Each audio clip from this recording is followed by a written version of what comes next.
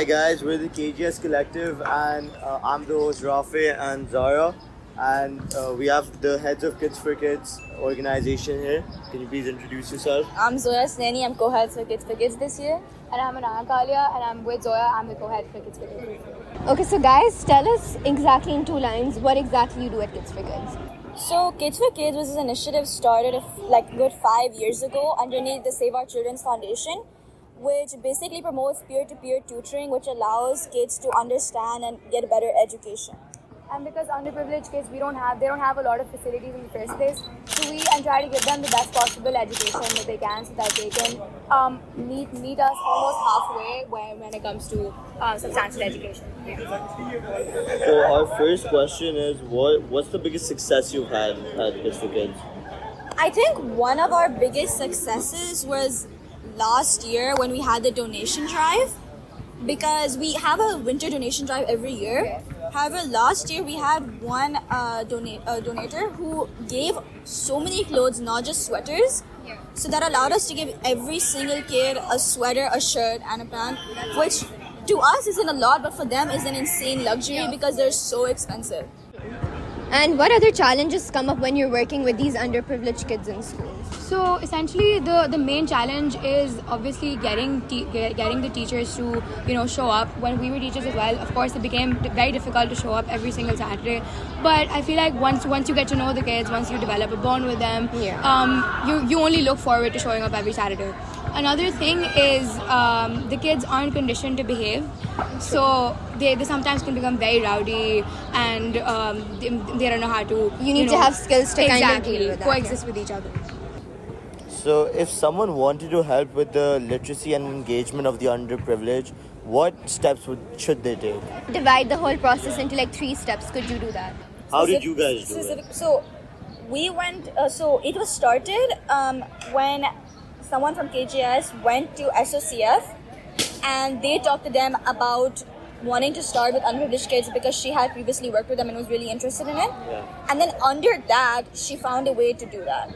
So if you want to do it, I would say going to bigger branches like Kiran Foundation and stuff, and trying to branch out underneath it, You because bring an initiative exactly to them, because and they can help you. bigger things like Kiran Foundation, Save Our Children's Foundation have a name. So when you have a name and you have something underneath it, people generally care about it more, right? Than just starting your own initiative. Yeah.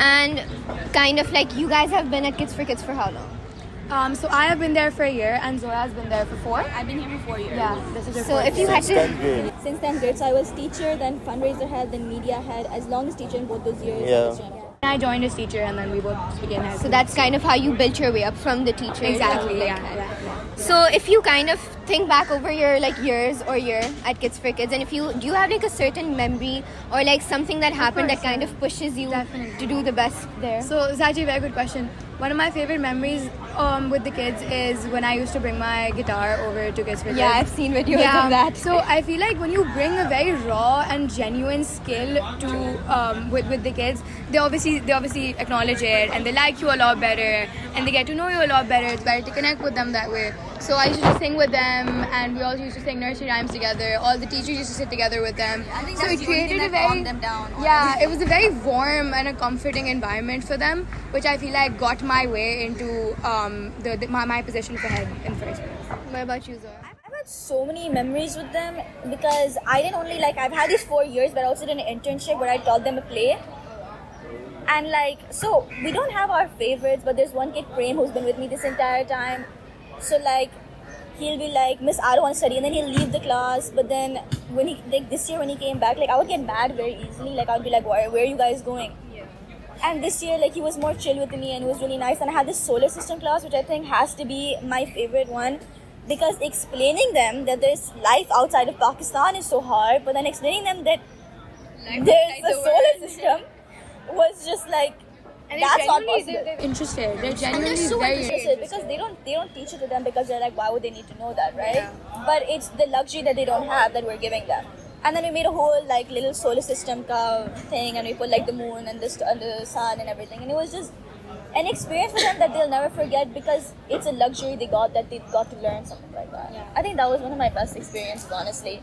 So to end with, I want you guys, for our audience, if someone wanted to be a part of Kids for Kids right now, what kind of opportunities do you have for them, or how can someone sign up? Like, for what should they sign up? We've already had interviews for teachers and stuff, but we will be having, ideally, if plans go, something in the winter. So look out for that. Honestly, donations always possible. Fundraisers are gonna happen. If you want to volunteer, if you just want to come and see the kids, you can message me or Anaya. You guys coming over to meet the kids once in a while. It's such a humbling experience. They're so nice. It's so amazing to interact with them.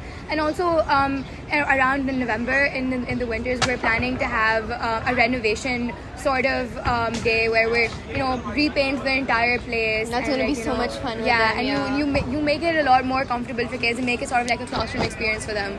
So they can learn in a similar environment. Keep look on the Kids for Kids Instagram and just make sure. Definitely, because yeah. I think we'll have opportunities to come around and everything. Yeah. I think education and literacy rates are so important in Pakistan. So obviously, what Kids for Kids is doing is pretty cool. And I think anyone who's into this stuff should definitely sign up, or at least take initiative. Come get into contact with Zoya and Anaya and try to be involved in any way you can. Definitely. And that's it from our side. For watching. Rafay is dead today. Okay, great. That's it. Thank you so much. We'll see you in the next one.